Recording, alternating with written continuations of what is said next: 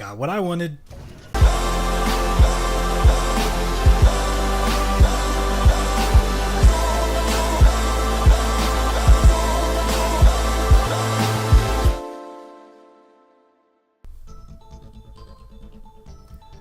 What's up guys, it's me Zero to my Kitsune, and today I want to talk about how I feel on the new Overwatch Uprising event and generally all the recent changes, because to be honest I haven't been playing a lot of Overwatch. I haven't been playing a lot of any MOBAs. They've been straining to keep my attention, though it might have been the sudden onset of Mass Effect Andromeda or my sudden interest in Street Fighter V, though that's a video for another day because, whoa, Street Fighter V. But the Overwatch Uprising event is pretty cool because it's not a holiday. This is a lore event this time. I wonder if it's going to be a one-time only event. I doubt that, because that would mean some of the items are exclusive, and that would be terrible. I hate one-time only items. I do like exclusive things that can only happen a certain time of the year, but not just one time it's there and it's gone, especially with the RNG loot boxes. But let's open up with that. Let's talk about the loot. Now, I already said that I hope that the loot isn't one time only, but wow, the chests so far have been really stingy. I only got one thing out of like the 15, maybe 10 loot boxes I got, and that was the D.Va selfie emote, but we'll talk about that in a bit. The null sector skins are pretty fun. They don't pair well with the actual game mode because then you start shooting your teammates. But it's cool to get this sort of evil robot thing, and especially the new champions. I said champion. The new heroes. What's her name? Orisa. There we go. Orisa's generic enemy bot, because Orisa has a lot of personality in her base skin. But I think it's pretty cool because in the null sector skin, she looks like a generic enemy, and that's a really interesting design. Next up is obviously the selfie D.Va victory pose. Not victory pose. Victory highlight reel. I think that's one of my favorite highlights ever, but then again, D.Va's my favorite character, so I'm super biased on that. I thought it was cool that Blackwatch McCree got a laser sight on this gun. I wonder if it not necessarily functions in the game because that would be busted, but if it at least kinda shows up in the first person view. That would be really neat if it does. Maybe I can get it, I don't know. Like I said, the chests have been stingy. I was surprised Torbjorn got 2, but I really do like the mechanic look. Hopefully we get more legendaries with 2 versions of the skin. Only some of the legendaries ever have a double with another style on it or another color. I really hope that at some point that becomes the standard where you get 2 versions, because while the overall design of some legendaries is really nice, sometimes the colors just don't match up. On that note, for Torbjorn's highlight, it's called My Baby, and just, it's so cute how he holds the book with all the pictures of the turret, and especially the little corner picture of the turret going to college. That is just great. The only other one that caught my interest is Talon Widowmaker, and wow, that skin has my friend just salivating at the mouth for it. He really wants it. She looks really good inside of, without having the blue skin, just normal look. Personally, my favorite aspect of it is her getting a smaller visor. I always thought the kind of helmet thing looked weird, but I really want to see what it looks like when you're in the highlights, because some of the highlights have the visor animate, so I want to see how that turns out. The only other thing in loot is I'm surprised Sombra didn't get anything. I'm really wanting Sombra to get some cool stuff going forward. I mean, she does have the best highlight in the game, just by far the best highlight in the game. Stealing someone else's play of the game is amazing, so I'm wondering how they could even possibly top that, or if they'll even try. But as far as skins go, the ones she started off with are cool, but I'm really hoping she gets a legendary sometime soon, because I don't know, her skins are only okay to me. Moving on, let's talk about the new game mode, the Uprising mode. It is really cool, and I like how, I was about to say Bethesda, Blizzard. I don't know why I lost that for a second. I thought it was really cool that Blizzard actually took the community's advice and went for more PvE. It's really fun. It's a good way to train yourself on some of the new characters. Orisa in particular, I thought she was a little bit weird to use at start, but after playing her in Uprising a lot, I started getting used to the actual projectile time. But we'll talk more about the changes in a second. Let's mainly focus on the game mode. Normal is boring. There's no way to cut it. Just playing it on normal mode doesn't really do anything. It actually almost put me to sleep sometimes. The real fun starts with hard. That's when people start getting knocked down. That's when the Bastion spawn that weaves itself in with the normal enemy spawn start killing you. It's huge fun, especially when you go even further up on the difficulties and everything starts getting hectic. I think it really does improve on the previous event, the Dr. Junkenstein event, because you have a larger area, you can move around and find new strategies, and most importantly, they add an alternate mode that allows you to choose your own heroes. That is great. Now you can play around with a lot of characters rather than the 4 or 5, I think it's 4 this time, that the game preset for you.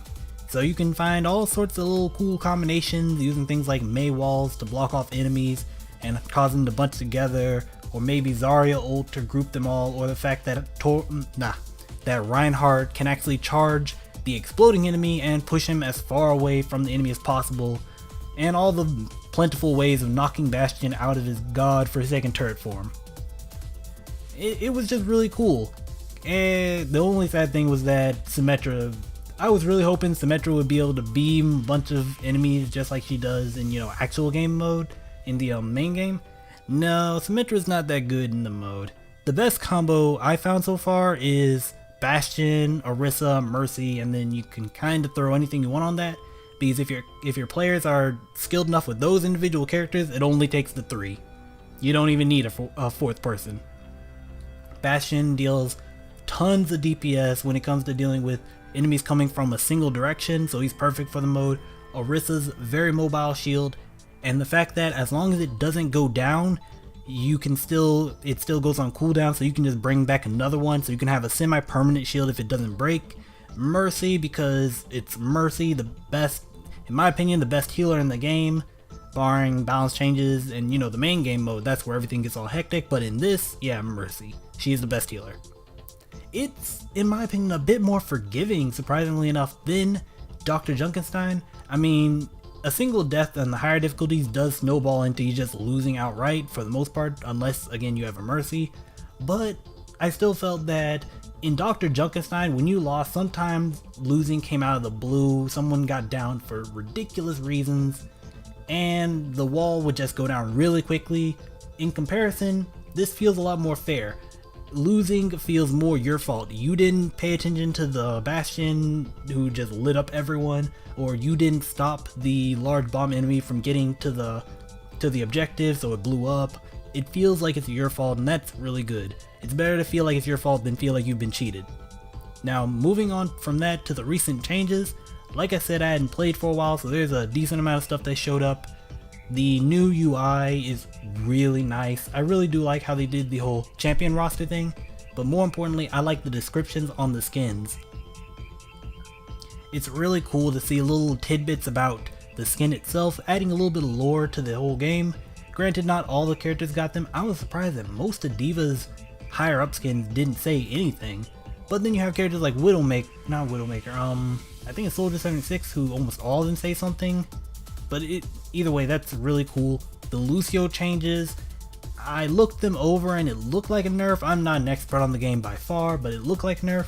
But I do think it's a buff for people playing with the Lucio. Now you can actually see the range that you need to be healed from. And I think you can generally see Lucio's position, because if you see a line coming from a wall, you know Lucio's on the other side. So that's pretty cool. Sombra, I think, is slowly going to become a broken character if Blizzard keeps buffing her incrementally. I know they don't want to increase Sombra's actual DPS, but it seems like people are having enough trouble with her that they are constantly having to improve her hacking and her stealth just to make it so people have reasons to play her, and I think at some point that's gonna all snowball together to make Sombra some big problem that they'll have to patch really quickly. The Bastion changes are cool. Another one that got broken, I know he got hot fixed almost immediately because apparently he was super broken post rework, and now it's a lot more manageable. I just like the fact that you won't be bitched at as much for picking Bastion, because sometimes I'd go into quick play games and by picking Bastion I'd see lines saying, why are you picking that dude, go pick someone else. The new champion though, Orisa, she actually is probably going to replace Bastion for me because I like LMG style characters. I like holding down a position, but I also like being at least a little bit more mobile, not having to completely 100% devote yourself to the spot. And her being a tank as well, tanks are my favorite type in this game. It all just works together, and she has good damage if you can land it. Her bullets have a little bit of travel time to them, unlike the hit scan properties of things like Soldier 76, but if you can actually figure that out, and you can string a good steady blast of projectiles at your enemy, they do fall apart fairly quickly, and I'm surprised at that. She does good damage at a decent range, so she's fun, she's great, her emotes are pretty cool, and I just really like how her eyes from a visual design work, seeing the whole emoting thing using like 4 triangles. I think that's how her eyes composed. That's really cool. I think, oh yeah, the Roadhog changes. He feels more powerful. I know they were supposed to be nerfs because, you know, you can't hook people around walls anymore, but just the fact that that hook goes so much further now, I've forgotten that, and then I've been sitting at a range from Roadhog saying, haha, you can't get hooked. And then I'm just dead, and I'm like, wow, I deserve that. But more importantly, for the Roadhog changes, I really like how the hook breaks when you lose line of sight. From a getting hooked standpoint at least. Sure, doing that as Roadhog probably irritates the heck out of you, but I like seeing a teammate getting hooked and then throwing some CC onto Roadhog to knock him behind the wall, and then you just see the chain break. And it's like, yeah, I saved someone that day. So that's really cool. I actually played, moving on, I actually played one of the custom game modes. I had completely ignored the whole update saying we added custom lobbies because I thought it was the standard rule set that they already had. So I was like, yeah, you can do some cool stuff with that, but not that much. And then I saw, holy shit, there is a lot of customization in the custom game lobbies, and I ended up playing this Reinhardt game where all the abilities of Reinhardt was disabled. His movement speed was ridiculously increased, and his charge speed was insane, and it had no cooldown, and it was a capture point map, and people are just charging all over the place. It was a ton of fun. I hope I didn't get to look very hard at how it's organized and how you can pick the games. I hope the sort of settings where you choose your games is really good, because I think I'll spend a lot more time inside of that. It was just a ton of fun, and that's really my opinion on everything basically leading up to this Overwatch Uprising event.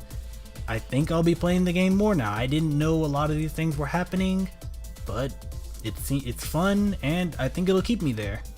So I don't know, maybe if you haven't touched Overwatch in a while, pop it in, try it out, especially go into the custom lobbies and try out Orisa.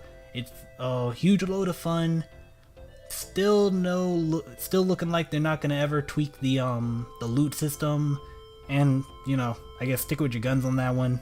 But that's all I really got to say about that. Leave in the comment section how you feel about the Overwatch Uprising event, and I'll see you guys next time.